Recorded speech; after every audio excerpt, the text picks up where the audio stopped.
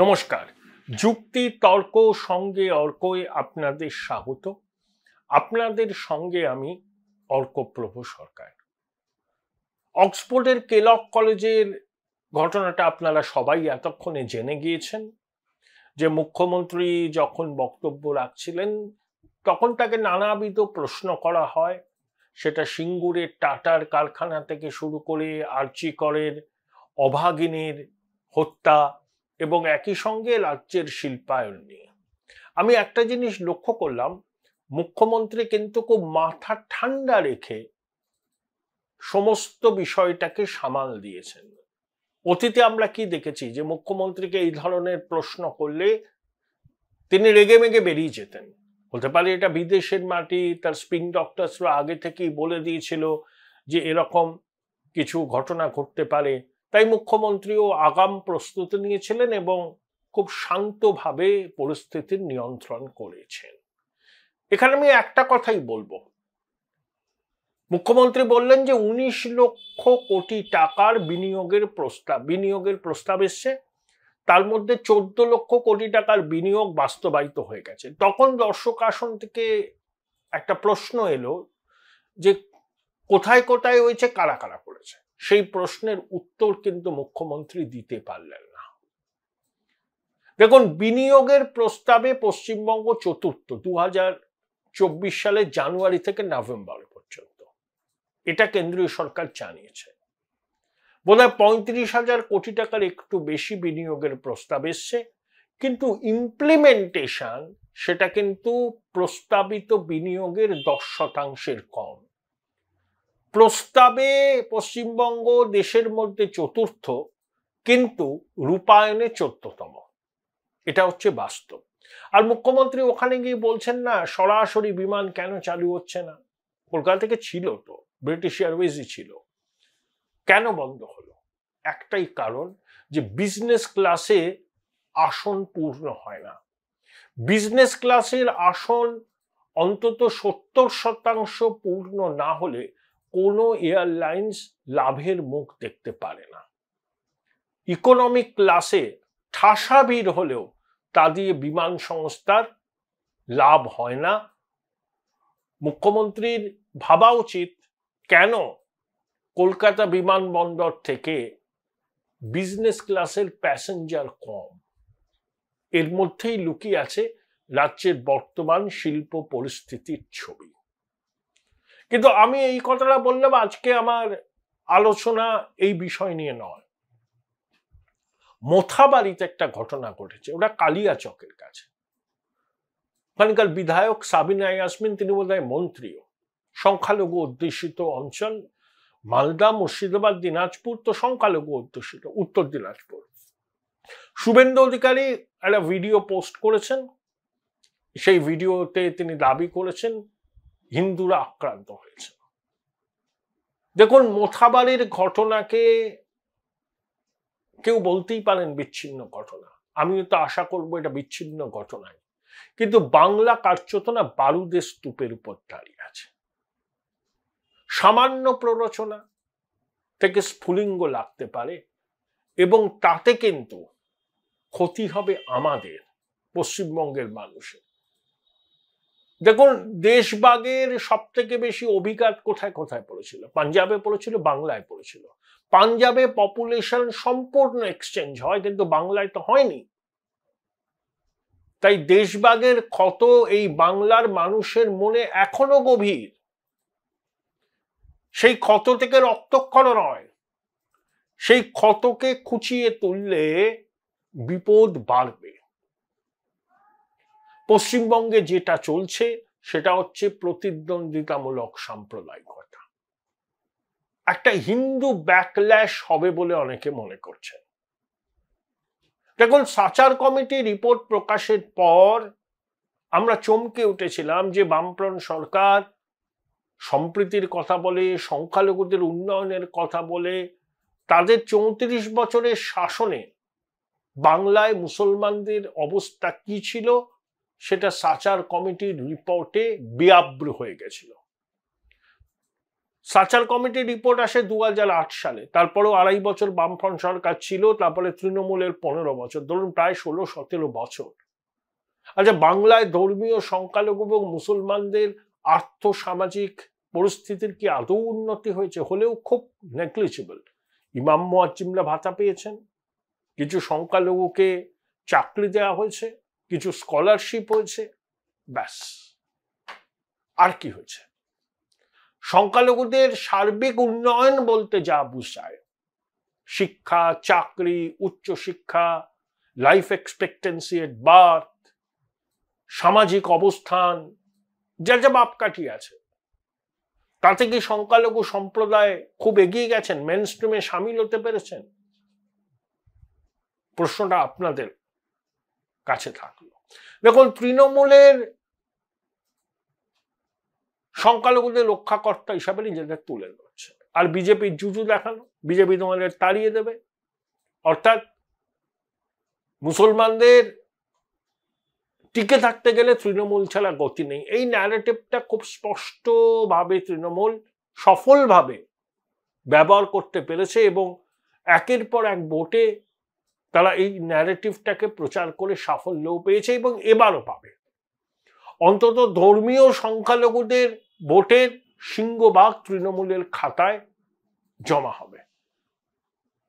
কয়েকটা পকেটে, ধরুন যেখানে সংখ্যালঘুরা 70%, সেখানে তাদের কাছে তৃণমূল বাদেও বাম কংগ্রেসের চয়েস আছে, সেটা কটা। কিন্তু যেখানে সংখ্যালঘুরা 30%, সেখানে তারা তৃণমূল বাদে কোনো পক্ষকে বেছে নেবেন না ভোট দেবার জন্য, এটা মমতা বন্দ্যোপাধ্যায় জানেন। আচ্ছা, রাজ্যের বিভিন্ন জায়গায় আপনারা কি দেখছেন? চোপড়ার হামিদুল, সন্দেশখালীর শাহজাহান, এরকম অনেক আছে। তারা শাসক দলের মদতে হারমাদের মতো কাজ করেছে, এখনো অনেকেই আছে, বিভিন্ন জায়গায় আছে। কিন্তু সংখ্যালঘু সমাজের যে এনলাইটেন অংশটা, যে আলোকপ্রাপ্ত অংশটা, তাদের কতজন প্রতিনিধি এই শাসক দলের সঙ্গে আছে? এটাই তো প্রশ্ন। আমি তো অনেক মুসলিম ভাইদের কথা শুনি, তারা প্রতিষ্ঠিত মানুষ, তারা এই সরকারের তীব্র সমালোচনা করে। তাহলে সংখ্যালঘু সমাজের এই অংশটা কিন্তু তৃণমূলের সঙ্গে নেই। কোন অংশটা আছে? গরিব গুরব মানুষ আছেন, যাদেরকে সহজেই বিজেপির জুজু দেখানো যায়, ইমামদের মাধ্যমে নির্বাচনের আগে কাকে ভোট দেবে সেই নিয়ে নিদান দেওয়া যায়। আর একদল দুষ্কৃতী, এই শাহজাহান আর ওই চোপড়ার ওই লোকটা কি হামিদুল নাকি, না না না, জেসিবি, হামিদুল তো বিধায়ক, সরি, জেসিবি, এরা আছে। Join Indian Institute of Hotel Management now. Right choice, right decision. তাহলে স্পষ্ট ভাগ, জেসিবি, শাহজাহান, এরা শাসক দলের প্রত্যক্ষ মদতে তাণ্ডব করেছে। আর মুসলমান সমাজের শিক্ষিত অংশের বেশিরভাগই শাসক দলের সঙ্গে নেই, তারা পরিষ্কার সরকারের সমালোচনা করে। মাসুম আক্তার বলুন, নজরুল ইসলাম বলুন, মিরাতুল নাহার বলুন, আরো অনেকে তো দেখি, এরা আলোকপ্রাপ্ত অংশ। তারা কিন্তু তৃণমূল সরকারের ভাঁওতাবাজিটা ধরে ফেলেছে, যে সংখ্যালঘুদের উন্নয়নে তৃণমূল দেখায় না তারা নিবেদিত প্রাণ, এটা অনেকে বলেন এটা কুম্ভীর আশ্রু। এই যে প্রেক্ষিত, এই প্রেক্ষিতে হিন্দু ব্যাকল্যাশ তো হবে, হিন্দু কনসলিডেশন তো হবেই, বাংলাদেশের ঘটনা অভিঘাত তো পড়বেই। এবং এই বিষয়টাকে কাজে লাগিয়ে বিজেপি রাস্তায় নেমেছে। রামনবমী জুড়ে মিছিল হবে, এক একটা মিছিলে নাকি 35,000 লোক থাকবে, 100টা মতো মিছিল এভাবে হবে। কোনো অসুবিধা নেই, রামনবমীর মিছিল হতেই পারে, যেন অশান্তি না বাঁধে প্রশাসনকে দেখতে হবে এবং উদ্যোক্তাকেও দেখতে হবে। বিজেপি পরিষ্কার বুঝে গেছে যে মুসলমান ভোট তারা পাবে না, যে ভোটটুকু মুসলমানদের পাবে সেটা এমনিই পাবে, ওই আলোকপ্রাপ্ত অংশের ভোটটা পাবে, পেলেও পেতে পারে, সেটা নেগলিজিবল এই রাজ্যে অন্তত। তাই বিজেপি নির্বাচনে সাফল্যের জন্য হিন্দু মেরুকরণ করতে চাইছে, হিন্দুদের রক্ষাকর্তা। আর মমতা বন্দ্যোপাধ্যায়ও মুসলমানদের মাসিয়া হিসাবে আত্মপ্রকাশ করেছেন। যখন দেখছেন যে হিন্দু ব্যাকল্যাশ হলে শুধু মুসলমান ভোট দিয়ে জেতা যাবে না, তখন তিনি দীঘায় জগন্নাথ মন্দির করছেন। আর ধর্মনিরপেক্ষ দেশের সরকার কখনো কোনো মন্দির তৈরি করে? মন্দির করবে ট্রাস্ট। আরে রাম মন্দিরে তো রাম জন্মভূমি ট্রাস্ট করেছে, প্রধানমন্ত্রী প্রিন্সিপাল সেক্রেটারি নৃপেন্দ্র মিশ্র ছিলেন, কিন্তু সারা বিশ্ব থেকে মানুষ অর্থ দিয়েছেন ওই ট্রাস্টে, ওই ট্রাস্টের টাকায় মন্দির হয়েছে। তা আমাদের জগন্নাথ মন্দিরের জন্য কি এরকম কোনো ট্রাস্ট হয়েছে? জানি না তো। এই শুনলাম ফুলপুরা শরীফের পীরজাদারা বলছেন দীঘায় তো মুসলমানরা অনেকে যায়, ওখানে একটা মসজিদ করে দেবে। হুমায়ুন কবির বলছেন মুর্শিদাবাদে বাবরি মসজিদ হবে, পাল্টা বলা হচ্ছে রাম মন্দির হবে। এই তো আবহ। এই রকম আবহ পশ্চিমবঙ্গে বিগত 10 বছর আগে ছিল না। এই ট্রেন্ডটা হয়েছে 17-18 সালের পর থেকে, এবং সেটা এখন তুঙ্গ বিন্দুতে পৌঁছেছে।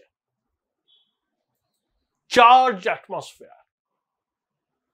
নাগরিক সমাজ, রাজনৈতিক দল, শুভবুদ্ধি সম্পন্ন মানুষকে এগিয়ে আসতে হবে। আগ্নেয়গিরির উপর দাঁড়িয়ে আছে, কিন্তু উস্কানি পাল্টা উস্কানিতে যে কোনো মুহূর্তে বড় কিছু ঘটার আশঙ্কা রয়েছে। সেটা যাতে না ঘটে, দায়িত্ব কাদের? দায়িত্ব আমাদের। হিন্দুরা জাগছে। বহুদিন শীতঘুমে থাকার পর হিন্দুরা বুঝতে পেরেছে যে শ্যামাপ্রসাদ মুখোপাধ্যায় যে বাঙালি হিন্দুদের জন্য পশ্চিমবঙ্গ করেছিলেন, সেখানে তারা আজকে বড় চ্যালেঞ্জের মুখে পড়েছে। এখনো তারা জোট না বাঁধলে আগামী দিনে তারা নিজ ভূমি পরবাসী হতে পারেন। এই ন্যারেটিভটা কারেন্সি পেয়েছে এবং বিজেপি এটা প্রচার করছে। তাহলে কি সুস্পষ্ট পোলারাইজেশন? এই যে বিধানসভার অধিবেশনটা হয়ে গেল, শুধু হিন্দু মুসলমান নিয়ে আলোচনা। শুভেন্দু বললেন যে 26-এ তারা ক্ষমতায় আসবেন, যে সমস্ত মুসলমান বিধায়ক জিতে আসবেন তাদেরকে চ্যাংদোলা করে বিধানসভার বাইরে ফেলে দেওয়া হবে। শুভেন্দু সচেতন ভাবে বলেছেন, তিনি জানেন যে ওই দিক থেকেও প্রতিক্রিয়া আসবে। যত এই ধরনের প্রতিক্রিয়া আসবে তত কিন্তু মেরুকরণ তীব্র হবে। তাই হুমায়ুন কবির বলেন ঠুসো দেব, সিদ্দিকুল্লাহ চৌধুরী বললেন দেখে নেব, আর শুভেন্দু তো খুব সচেতন ভাবেই নিজেকে হিন্দুদের রক্ষাকর্তা হিসাবে তুলে ধরছে। কতদূর সফল হবেন সেটা এই মুহূর্তে বলা সম্ভব নয়, কিন্তু এটা বাস্তব।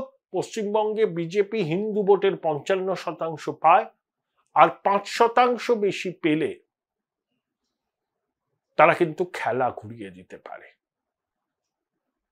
5% বেশি পেলে বিজেপি 135-এর নিচে নামবে না। আর তৃণমূল যদি 160-এর আশেপাশে পায় বা 155-50 পায়, সংখ্যাগরিষ্ঠতা পেলেও সেই সরকার মমতা বন্দ্যোপাধ্যায় ধরে রাখতে পারবেন না। সেটা মমতা বন্দ্যোপাধ্যায় জানেন। সঙ্গে সঙ্গে অপারেশন লোটাস চালু হয়ে যাবে। তৃণমূলের অনেকেই তখন রাতারাতি আনুগত্য বদলাবেন। তাই মমতা বন্দ্যোপাধ্যায়কে ক্ষমতায় টিকে থাকতে হলে 190-টির বেশি আসন তাকে পেতেই হবে। যদি বিজেপি হিন্দু ভোটের মেরুকরণ আর করতে না পারে, তাহলে 21-এর ফলাফলের পুনরাবৃত্তি হবে, 19-20 হবে।